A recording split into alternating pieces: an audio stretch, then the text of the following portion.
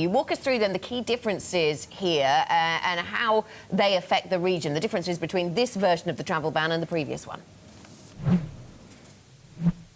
Of course, Anna. So one of the key differences is the fact that Iraq has now been excluded from the list of affected countries. So instead of 7 countries, we now have 6. There are also some things around visas, green card holders. They are now exempt from the travel ban as well. We also have a provision that gave priority for minority religions, a provision that many people had interpreted as a preference for Christians in Muslim-dominated countries. That's been dropped as well. Overall, what you can see the Trump administration trying to do here is really harden up the legal rhetoric and go on the defensive against any accusations that this is a ban that is specifically about Muslims. And to that effect, you know, the new ban is about 6,000 words long. The old ban was 3,000 words. So you can see they're really getting down to the nitty-gritty here.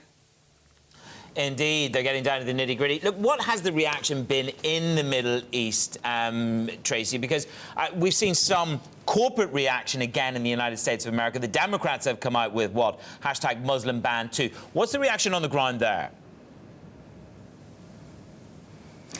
Fairly similar, Manus. So in Iraq, of course, we have officials expressing their support for the new ban. You'll remember that when it was originally announced, we actually had Parliament in Iraq threatening to implement a reciprocal ban against U.S. citizens. So they're obviously happy with this new version.